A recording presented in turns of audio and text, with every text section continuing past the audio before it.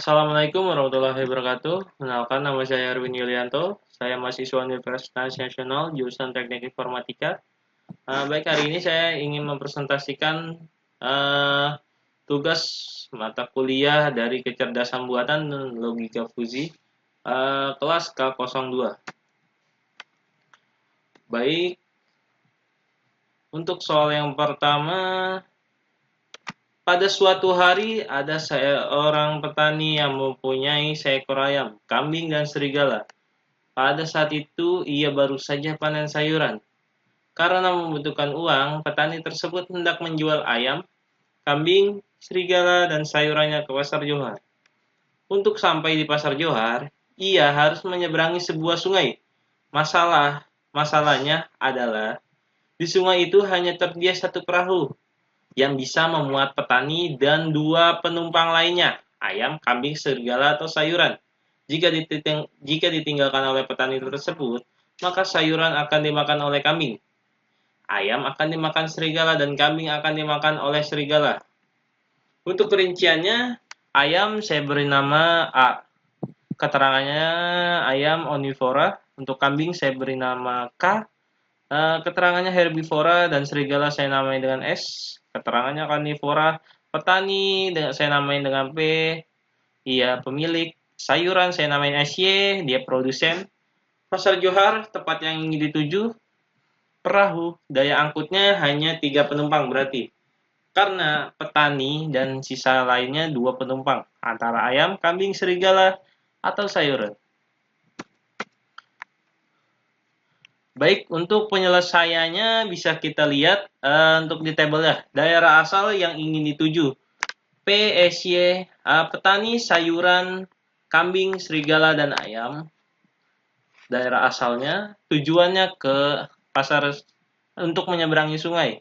Aturan ke keadaan awal. Baik, keterangannya tersusun jika daerah asalnya sebelum menyeberang berarti sayuran, berarti yang nyebrang duluan adalah petani, kambing, dan ayam terlebih dahulu. Karena jika serigala ditinggal oleh kambing atau ayam, maka akan dimakan oleh serigala. Karena serigala itu pemakan karnivora, berarti dia tidak mungkin makan sayuran. Makanya serigala ditinggal sama sayuran terlebih dahulu. Petani menyeberangi kambing dan ayam terlebih dahulu. Selanjutnya untuk yang ketiga, petani kembali kemudian mengambil serigala dan sayuran, kemudian menyeberanginya bersama-sama. Bisa kita lihat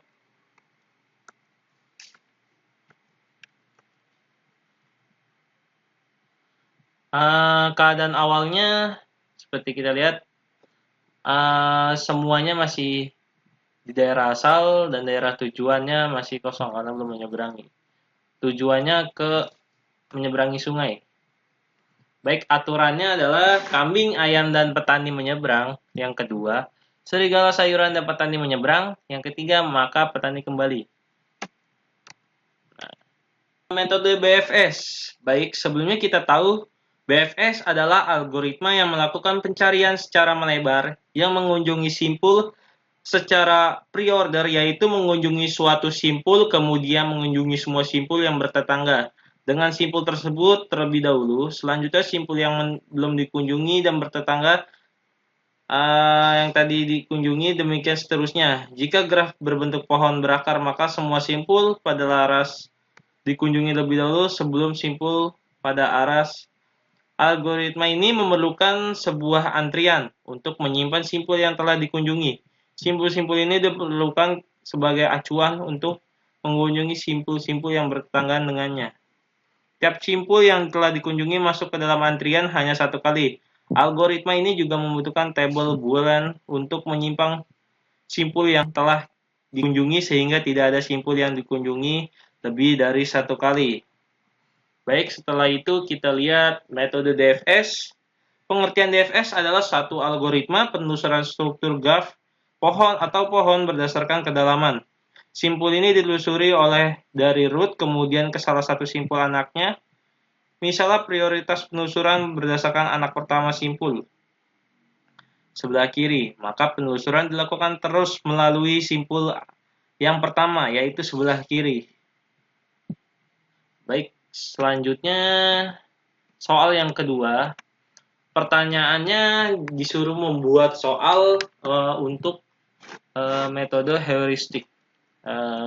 Bisa kita lihat contoh kasusnya yang saya buat. Saya bacakan. Saya adalah seorang kurir pakai JNE dengan menggunakan sepeda motor. Posisi saya ada di cabang JNE daerah Rempoa dengan koordinat minus 6,291.813,106 titik 758.391. Saya memiliki 3 barang dengan nama paket yang masing-masing berbeda. Untuk paket yang pertama, atas nama dia pengantaran ke daerah Cinere dengan koordinat sebagai berikut. Yang kedua, paket kedua, atas nama Randy pengantaran ke daerah Legoso dengan koordinat sebagai berikut. Yang paket ketiga atas nama Denny pengantaran ke daerah Ciputat dengan koordinat sebagai berikut. Bagaimana saya dapat menentukan rute terdekat saya dan tujuan saya harus ke paket mana dulu? Dan tentukan semua total jarak masing-masing jarak dengan paling sedikit agar dapat menghemat pengeluaran BBM. Gunakan teknik heuristic search untuk menentukan jarak lokasi pengantaran paket terdekat. Baik, jadi langsung aja ke jawabannya. Ya, udah saya berikan jawabannya. Agar mendapatkan hasil yang akurat, saya menggunakan aplikasi Google Maps agar dapat memudahkan penghitungan jarak koordinat. Berdasarkan info koordinat dari soal di atas, diperoleh jarak antar paket sebagai berikut. Jika saya dari titik awal dari JNE Rempoa ke Cinere jarak 10 km. Jika saya dari Rempoa ke Legoso 3,6 km. Jika saya dari Rempoa ke Ciputat 4,6 km. Legoso ke Cinere 7,5, Legoso dan Ciputat 3,3 km, Cinere Legoso 8 km, Cinere Ciputat 9,9, Ciputat Legoso 3,5 km, Ciputat Cinere 9,9. Berarti kita harus menentukan jarak yang terdekat dari total semua yang udah kita dapat data hasil dari Google Maps. Setelah itu hasil data pilih dan dari Google Maps. Koordinat yang pertama, jika saya sebagai kurir berangkat dari JNE Rempoa ke Cinere, lalu ke Legoso, kemudian ke Ciputat, maka total jaraknya 21,3 km. Yang kedua, JNE Rempoa. Jika saya dari JNE Rempoa ke Legoso terlebih dahulu, lalu ke Ciputat, lalu ke Cinere, jaraknya sekitar 16,8 km. Jika saya dari JNE Rempoa, lalu saya langsung ke Ciputat, lalu ke Legoso, lalu ke Cinere, totalnya sedikit, 15,6 km. Bisa kita simpulkan total jarak keseluruhan yang bisa untuk menghemat bensin adalah yang ketiga, yang JNE Rempoa, Ciputat, Legoso, lalu ke Cinere, dengan total jarak 15,6 km. Sehingga didapat hasil rute terdekat yang dapat dilalui kurir sehingga dapat menghemat BBM adalah sebagai berikut, dengan total jarak yang ditempuh hanya 15,6 km dari beberapa rute di atas. Baik, lanjut ke soal yang ketiga. Jelaskan beberapa penyajian knowledge yang Anda ketahui, serta beberapa contohnya.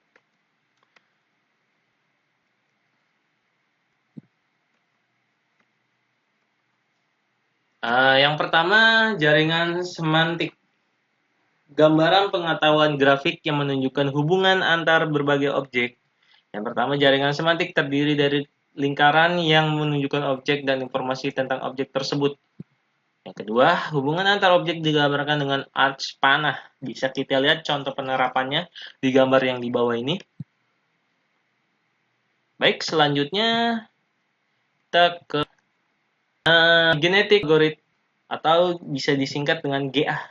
GA diperkenalkan oleh John Holland pada pertengahan tahun 70-an. GA adalah metode komputasi yang meniru proses evolusi dan seleksi alam. Metode ini sering dimanfaatkan untuk mencari nilai optimal suatu fungsi atau permasalahan. Beberapa keunggulan yang dimiliki oleh GA adalah sebagai berikut. Yang pertama, GA memiliki kemampuan untuk mencari nilai optimal secara paralel melalui kerjasama antar berbagai unit yang disebut kromosom individu. Yang kedua, GA tidak memerlukan perhitungan matematika yang rumit seperti diferensial yang diperlukan oleh algoritma optimalisasi yang lain. Contoh penerapan algoritma genetika traveling salesman problem with time window. Pengaplikasian algoritma dilakukan dengan penelitian pada optimasi pemilihan rute terbaik pada kasus penjemputan untuk suatu laundry agar antar sales yang menjemput dengan jeda waktu tertentu tetap dapat menjemput laundry tepat waktu. Selanjutnya, Belief Network.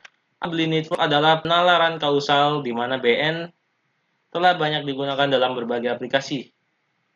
Belief Network sekarang ini menjadi andalan dalam bidang penelitian. Contoh penerapan klasifikasi dalam bidang kesehatan adalah proses diagnosa atau prognosa prediksi penyakit kanker payudara dilihat dari hasil foto ronsen pada data WBCD, metode Bayesian atau metode Bayesian Belief Network dengan algoritma pencarian tabu dan fungsi skor H atau BBN tabu Shreve H merupakan pendekatan permodelan yang cukup baik untuk mengklasifikasi data WBCD dengan tingkat akurasi sebesar 97,9502% pada data pelatihan dan 97,588% pada data pengujian dengan interpretasi hasil jaringan yang diperoleh mudah dipahami para dokter dan praktisi kesehatan. Baik, mungkin sampai di sini presentasi saya. Mohon maaf bila ada kesalahan tutur kata. Terima kasih atas perhatiannya. Wassalamualaikum warahmatullahi wabarakatuh.